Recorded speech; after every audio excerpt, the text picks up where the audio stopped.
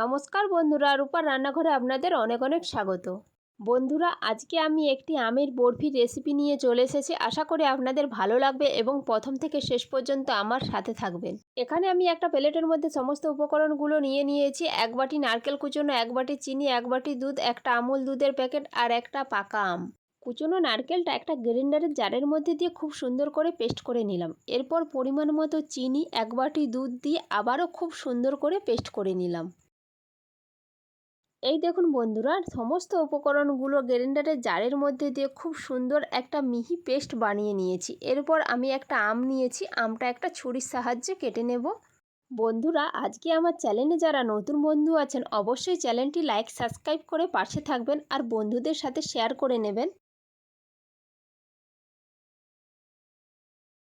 এই দেখুন বন্ধুরা, এখানে ছুরির সাহায্যে আমটা আমার কাটা হয়ে গেছে। এরপর একটা ছোট চামচ নিয়েছি, চামচের সাহায্যে আমি পাল্পটা বের করে একটা গ্রাইন্ডারের জারের মধ্যে নিয়ে নেব।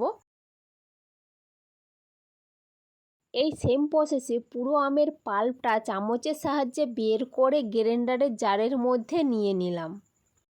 এরপর উপর দিয়ে গ্রাইন্ডারের জারের ঢাকনাটা লাগিয়ে খুব সুন্দর একটা পেস্ট বানিয়ে নিলাম। এদিকে আমি গ্যাস জ্বালিয়ে চুলার মধ্যে একটা ননস্টিকের প্যান বসিয়ে দিলাম। প্যানের ওপর দিয়ে দিলাম নারকেলের পেস্টটা। একদম হালকা আঁচে বেশ সময় নিয়ে খুব সুন্দর করে নেড়েচেড়ে নিতে হবে। নারকেলের মধ্যে এই পাতলা রসালো ভাবটা যেন না একদম থাকে। এই দেখুন বন্ধুরা, হালকা আঁচে কিছুক্ষণ নেড়েচেড়ে নেওয়ার পরই নারকেলের পেস্ট থেকে পাতলা ভাবটা অনেকটাই চলে গেছে। এখানে দেখুন বন্ধুরা, আরও কিছুক্ষণ নেড়েচেড়ে নেওয়ার পরই পাতলা ভাবটা একদমই পুরোপুরিভাবে চলে গিয়েছে। এখানে দেখুন বন্ধুরা, নারকেলের পেস্টটা আরও কিছুক্ষণ নেড়েচেড়ে নেওয়ার পর উপর দিয়ে আমের পেস্ট দিয়ে দিলাম।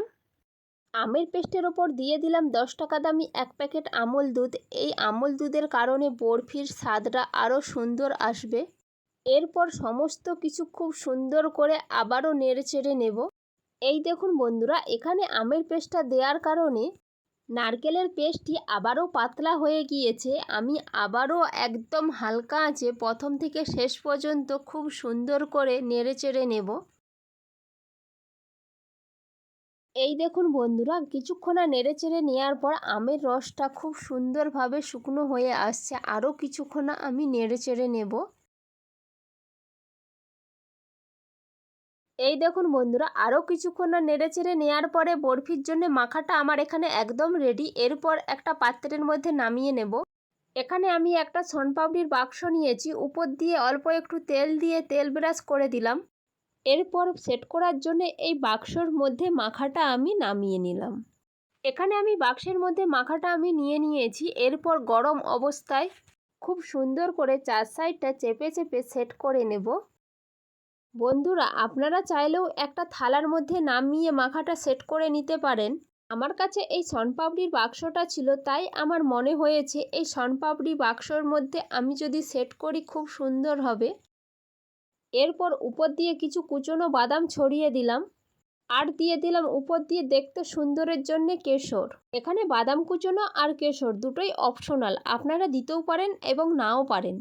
এরপর 30 মিনিট রেস্টে রেখে একটা ছুরির সাহায্যে খুব সুন্দর করে পিস পিস করে বরফির শেপ দিয়ে কেটে নেব।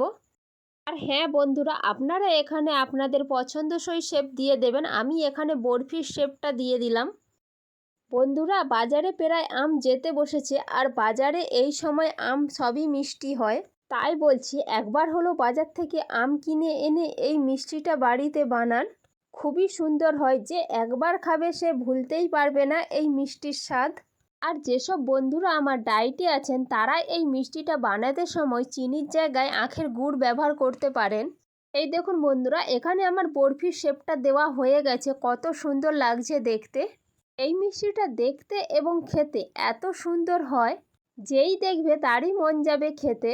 এমনকি নাম শুনে আম তো সবারই খুবই পছন্দের হয়, তার ওপর যদি আমের বরফি হয় তাহলে তো আর কোনো কথাই নেই।